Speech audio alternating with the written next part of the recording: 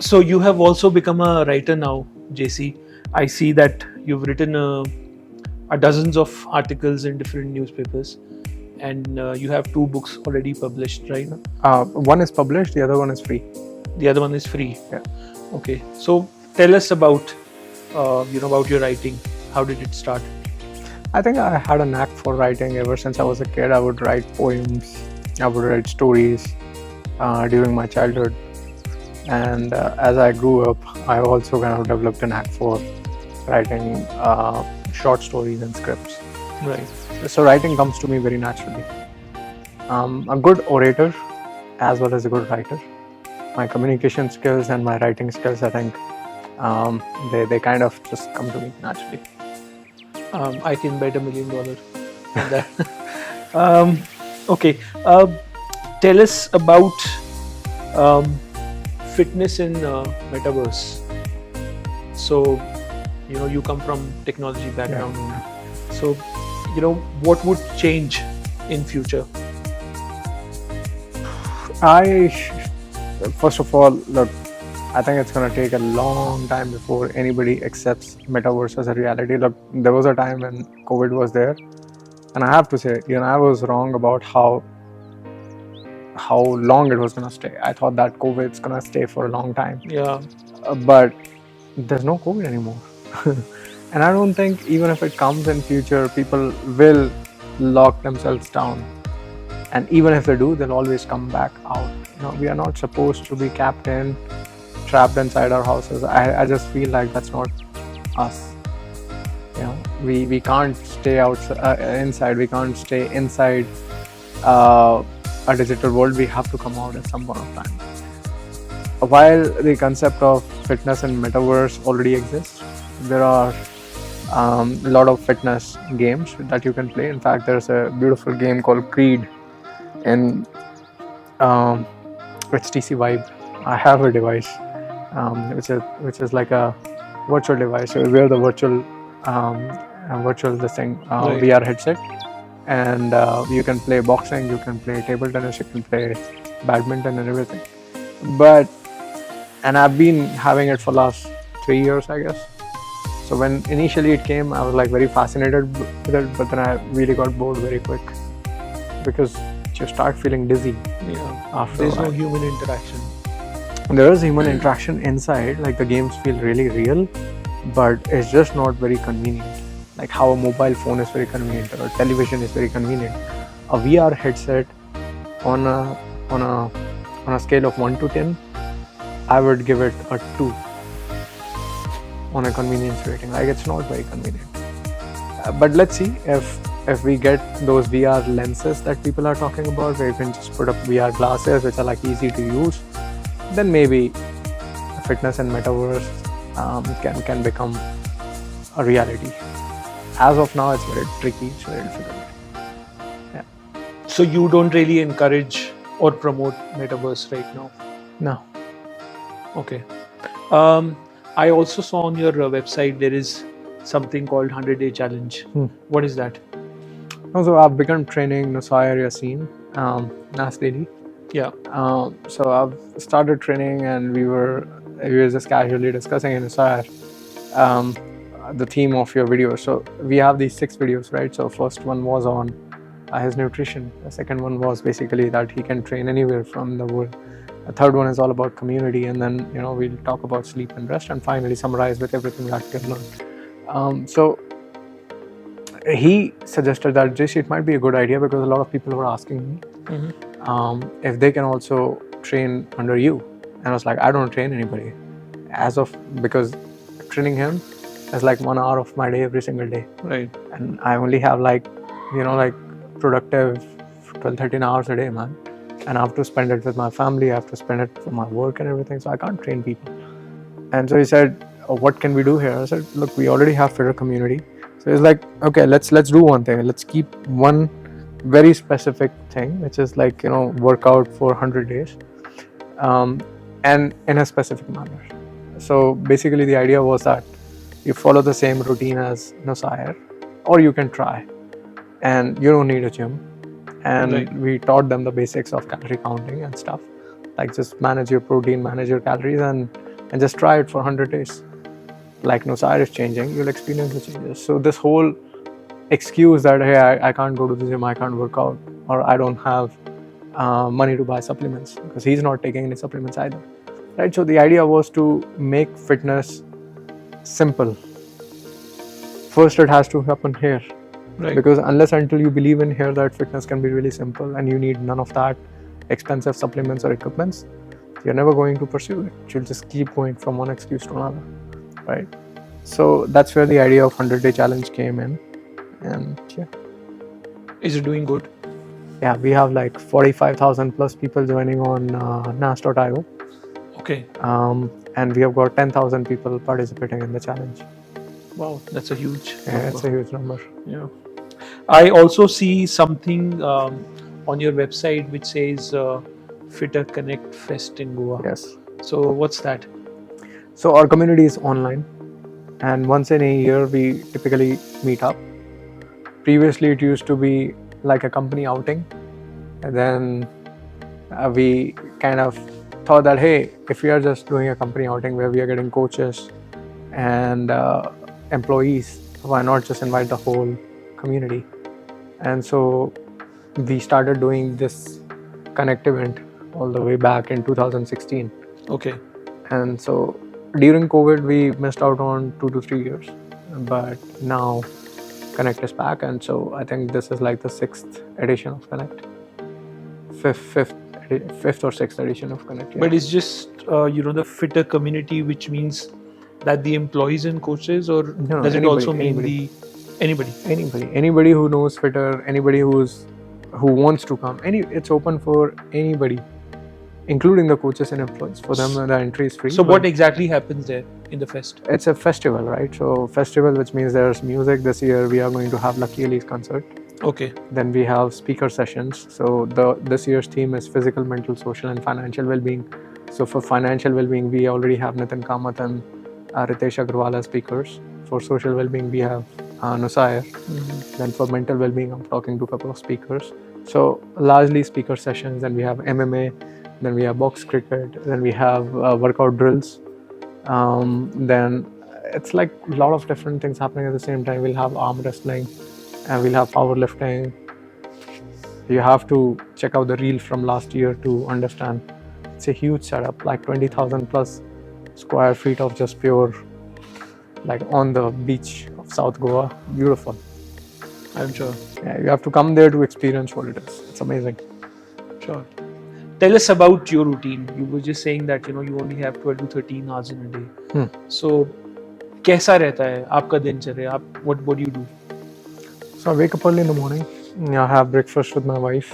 I mean, she has breakfast. I don't like breakfast, so I typically just sip on my protein, or I'll have like pre-workout, and then I head to the gym, and she'll go to the gym, and then we'll come back, both of us.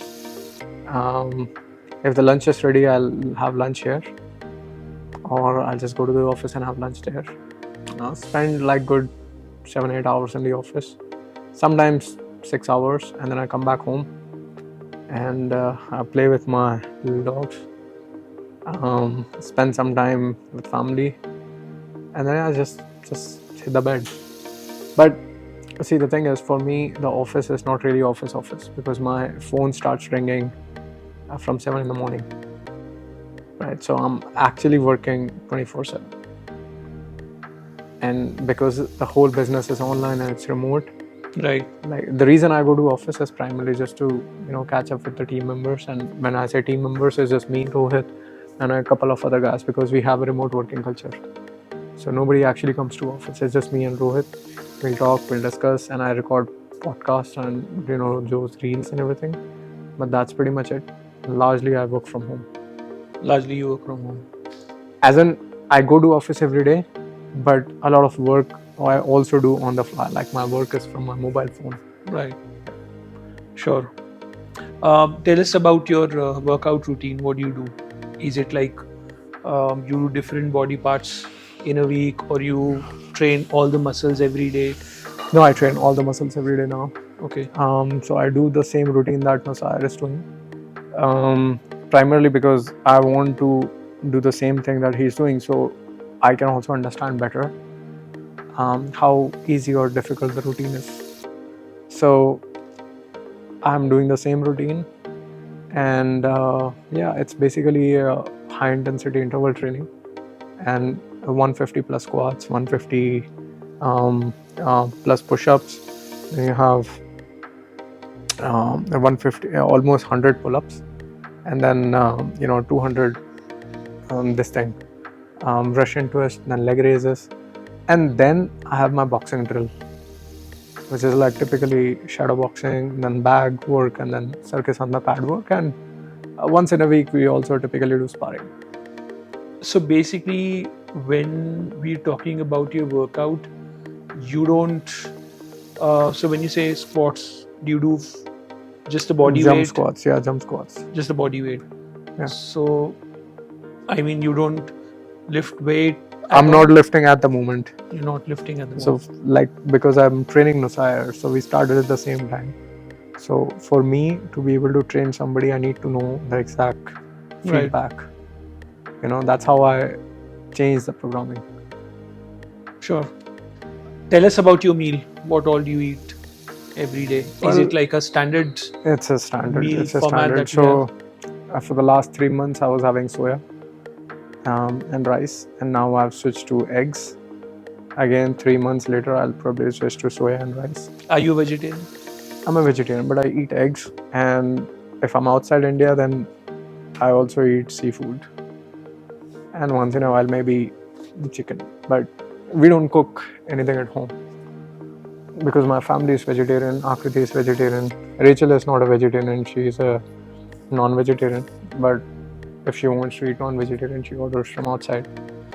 I typically eat eggs, but that's about it.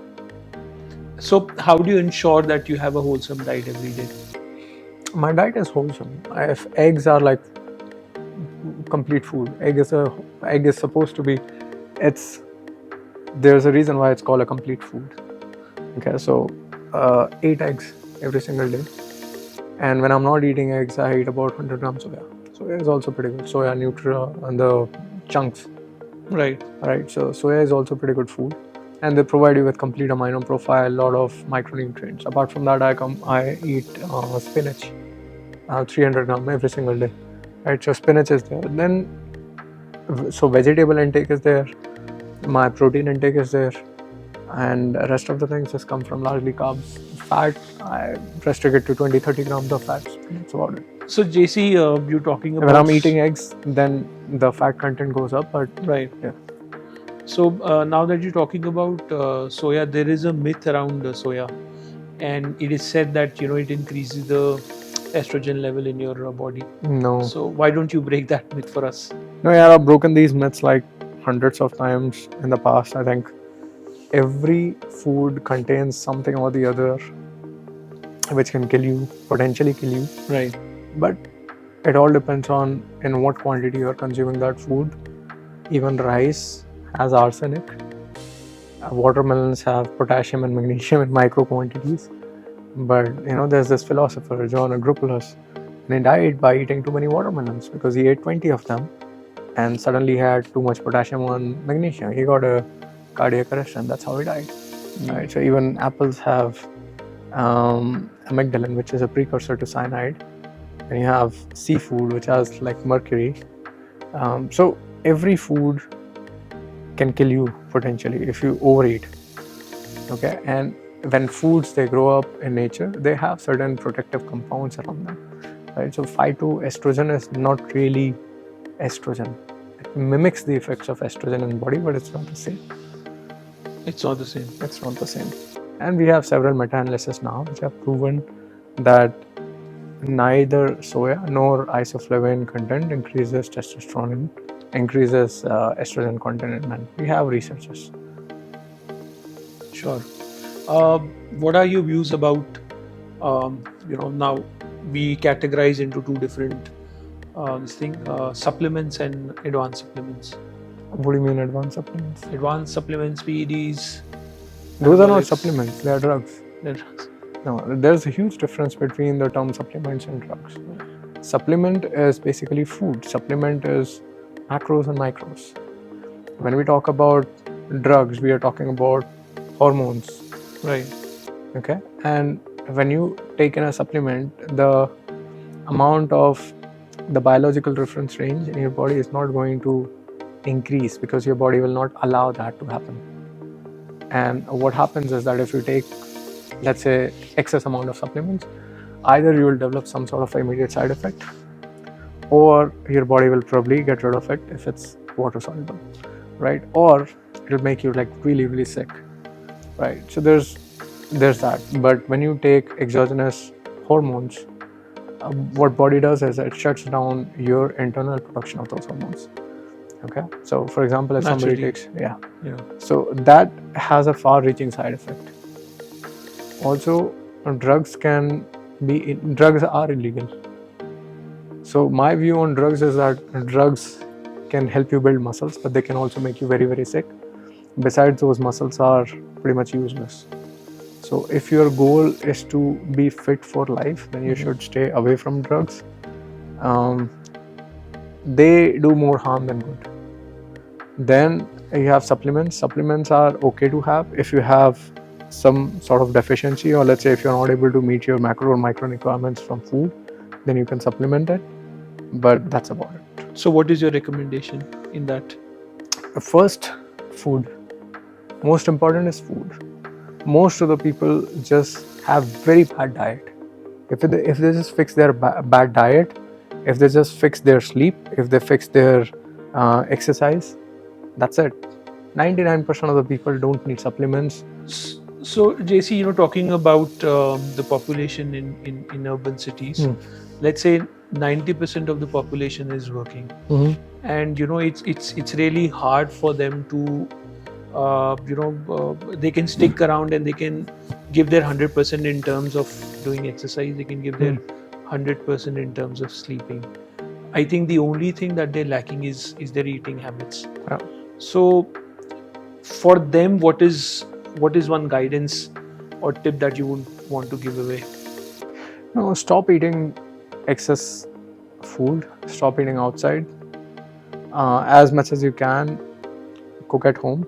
And when you don't have access to home cooked food, learn how to read labels. If you can learn labels and just stay within your caloric budget, you're gonna be fine. Right. Just stay within your caloric range. Don't overeat. Most of the problems happen due to excess body fat percentage. Nothing else.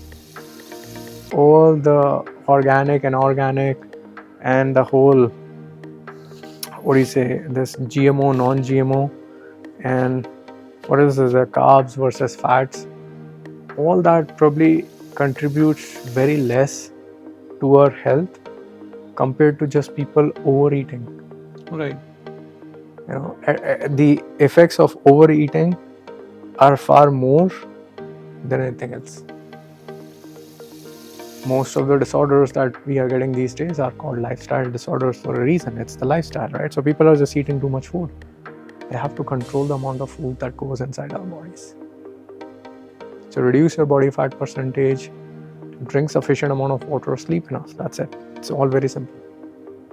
Now, what about supplements? I mean, I'm not a very huge advocate of supplements. Right. And I keep telling people the same. As long as you keep chasing supplements, you will always get it wrong. There is no magic supplement. There's no magic supplement. If you struggle to get your protein from food, fine, go ahead, have a protein drink, have a whey protein supplement. But that's about it. Apart from that, caffeine, sure. Whey protein, caffeine. I don't use creatine, but creatine is good if somebody wants to use it. Apart from that, what else?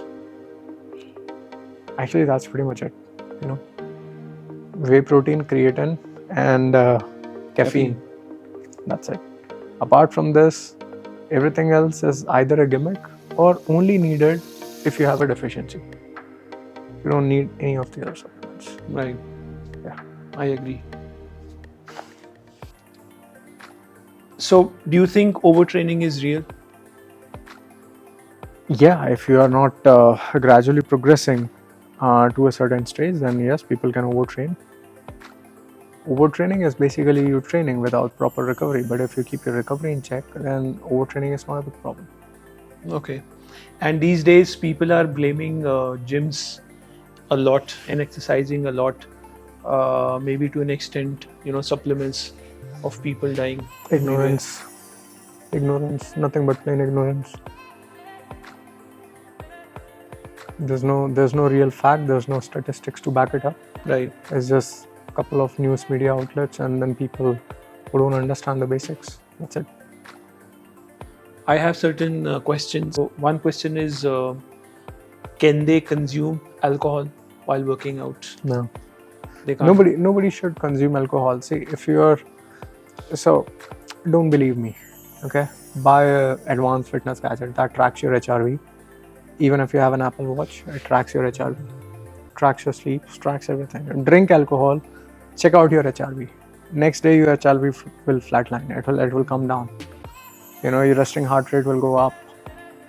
You don't have to believe everything I have that I say. You can always believe the data, right, by yourself.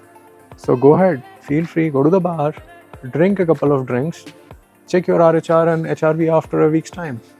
You'll see that how it affects your heart. You can directly measure it on your device.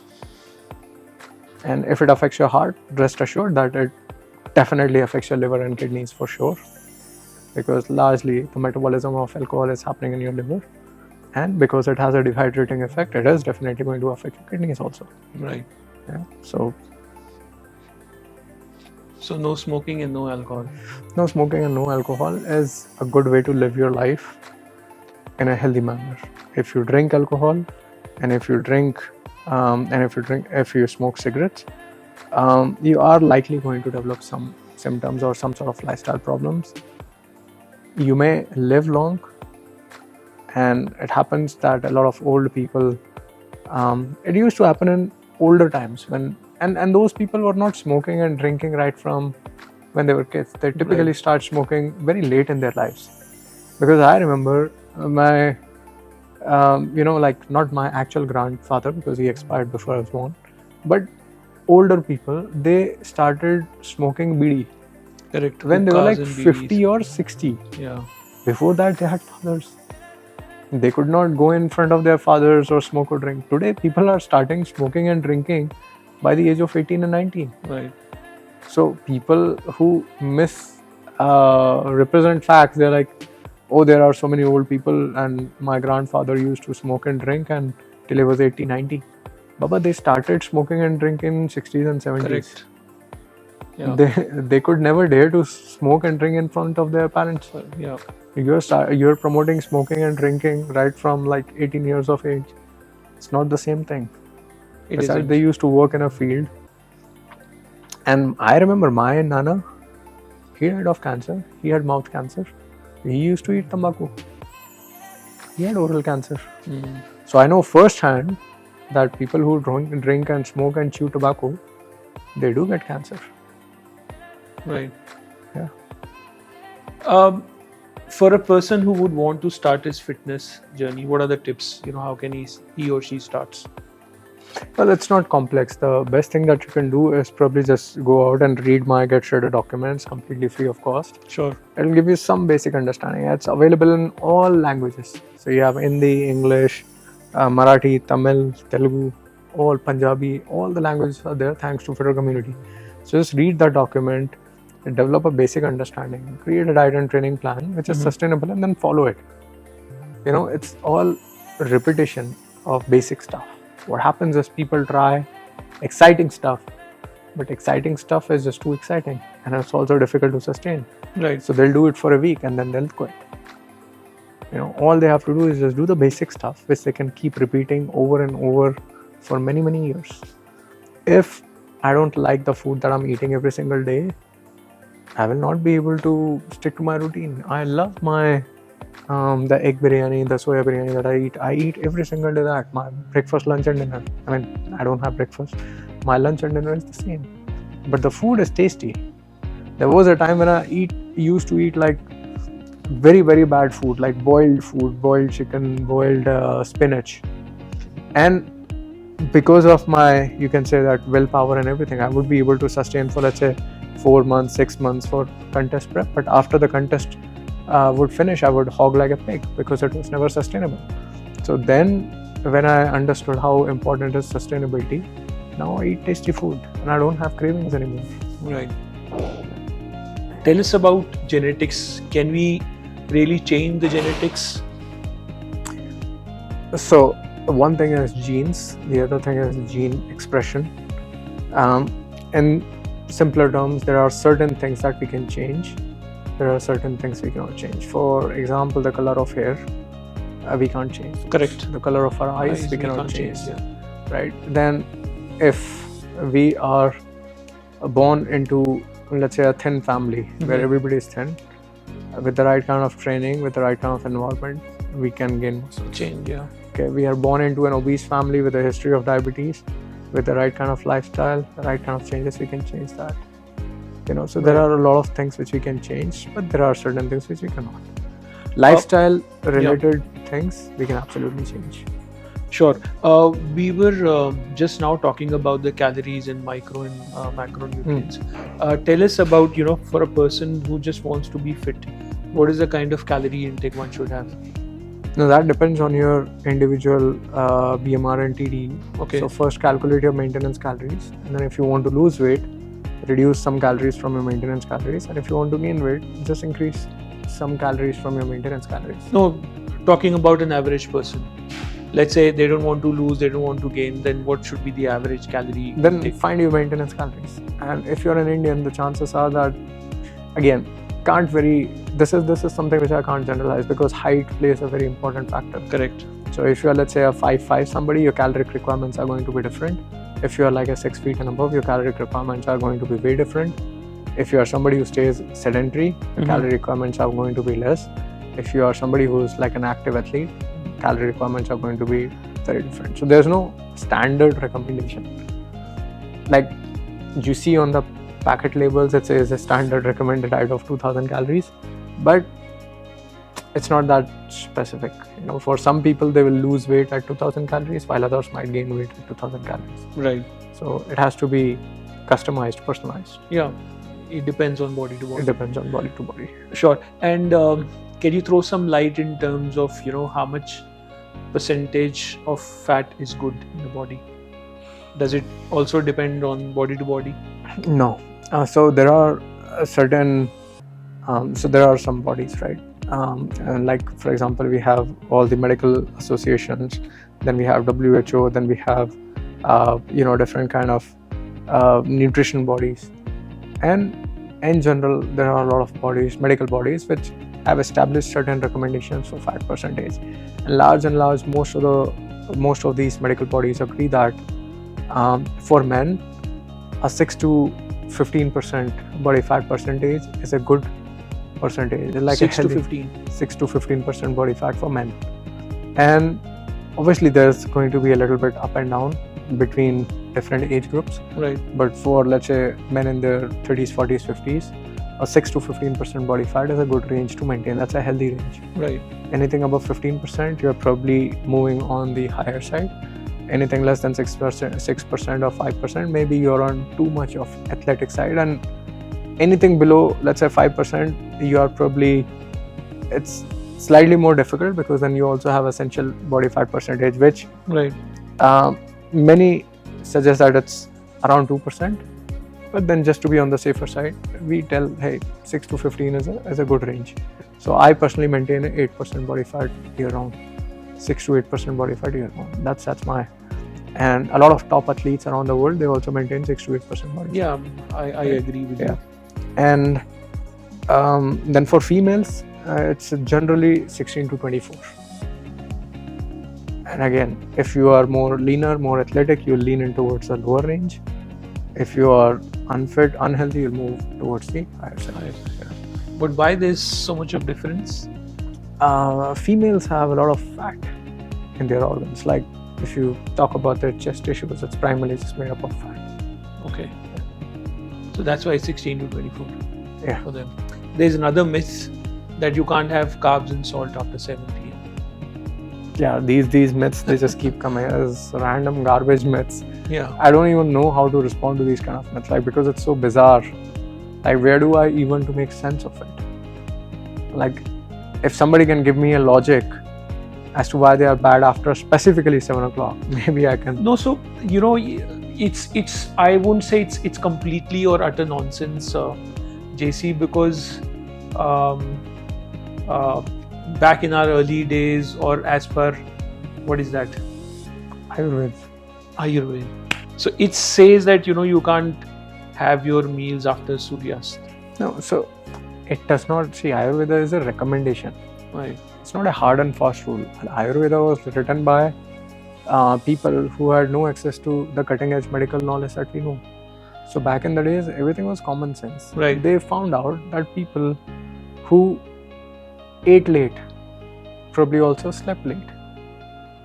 The idea was, hey, sleep early, wake up early, go to your work. So having an ideal lifestyle, right? That was the whole concept around Ayurveda. Ayurveda was not. So there's the Charak Samhita, which is more into, more into the diagnosis and. So you saying that there was no medical background behind that philosophy of? No, so Ayurveda is tenets. Okay, Right. They are not rules. Right. They are good tenets to have if you want to follow these, like for a good lifestyle. Like how we tell kids, hey, why don't you finish your dinner quickly and go to bed? Right. Or just leave your shoes outside the door. See, it's a good thing to do. Mm-hmm. But she's not gonna fall sick if she wears her shoes and comes inside. Right. So it's more about just having those tenets around so that people who are like absolutely like zero knowledge, they can just follow and implement and their lives will get better. Mm-hmm. Okay. But see, today we live in a complicated world. Today we live in a world where obviously nobody sleeps at 7. Right. So there's no point in having dinner at 7. And if it makes things worse for you, for example, if you eat dinner at 7, you then wake up at 3 at midnight and open up your refrigerator and start eating midnight snacks. Right. Is that better, or are you having a late dinner? Which one helps? Obviously late dinner. Exactly. So why not have a late dinner if it works for you, and then just follow one thing consistently over a period of time. Right. So we didn't have those concepts back in the days. People did not have cravings because we did not have so much food around us. Yeah. So now that you give me that logic, I mean, I can relate to it. Ayurveda is good tenets. Yeah. It's not, and of course we did not have science back then. We did not have anything to validate. See, Right. Science is all about validation, experimentation, and data. Correct. Right? So we correct everything, and that's why science corrects itself. Back in the days, we did not have experimentation. How would we experiment? How would we publish the results? Right. It was more like observational and how do you say? It was a derivative of, a knowledge of one very experienced person who has seen maybe thousands of patients. The same thing happened in case of the Greek culture. Hippocrates, he used to see like 1,000 patients on a regular basis. He wrote, and that's why he's referred to as father of modern medical science, right? So, in all of these eras, early eras, and of course, medicine originated from, let's say, China, from India, from Charak Samhita, and that was also one of the founding this thing for medicine, Medicines, right? Yeah, Charak Sutra is basically the actual medical science, right? Right. So, and then, so a lot of today's modern medical science is derived from Charak Samhita, your traditional Chinese medicine, your Greek medicine, but it is built on top of this. Over a period of time, we have left what couldn't be proven and we have accepted what could be proven. For example, a vagal tone. In olden days, people used to check our pulse. Pulse, correct. And people are like, are they even checking? Yeah. Right? But now we know that when you check wear a device, HRV device, or a ring or something, they measure specifically something referred to as vagal tone. Yeah. And those devices are immensely accurate. To imagine the kind of experience these guys would have had to just hold a hand on somebody's hand and to figure out what's wrong. Right. And any kind of variation in your vagal tone. So the way it works is that that your HRV, so basically we're talking about the vagus nerve, right? It's ultra sensitive and it kind of any kind of disturbance in your PNS and SNS, which is your parasympathetic and sympathetic nervous system, any kind of disturbance is going to affect the vagal tone. Okay, it is going to affect the HRV. And so what these guys used to measure is that the gap between two consecutive beats, and if that gap between two consecutive beats, if it was almost same or was a gap very large. So imagine the amount of experience and intuition these guys possess. Correct. To be able to accurately predict what today we need very high grade of medical technology to be able to predict that. Right? So it was all very experience driven, but now we have data which is experiment driven, right? So we have to take what was there and reject what we cannot, like, again, prove with data. I'm not saying everything that Ayurveda says is good or bad. I'm just saying there are things that was written in a different context. You can't apply the same things in today's context. The whole world has changed drastically. Where it was written by certain people for a certain age, for a certain era. Right. We don't live in that era, no? Correct. Okay, so we have to adapt, and we have to embrace the new technology. Unless until we want to go back to the medieval age and start working in fields, hunt animals, stay under the sun 24/7. If you're not doing that, there's no point in following something which exists back then. Sure. Do you solicit intermittent fasting? Intermittent fasting is one way to achieve caloric restriction, and that's about it. So, sure, I eat 2 meals in a day. You can say I'm following intermittent fasting, but I don't call it intermittent fasting. It's just a fancy name. I mean, since the time you sleep and you wake up in the morning, you are technically fasting. Right. So you are already fasting for 8 to 10 hours. No, but I see a lot of people encouraging you or pushing you to, as I mentioned, eat at 8 o'clock at night so that, the next meal is at 9. So, there is a gap of 13 hours. It's good to have a routine. It's good to eat sparingly. It's good not to eat a lot. Right. We have researchers, you go and find out the Minnesota experiment. Then we have the calorie 1, calorie 2 studies. And we have seen with lots of researchers that just caloric restriction can improve longevity. It can improve a lot of health biomarkers in the body.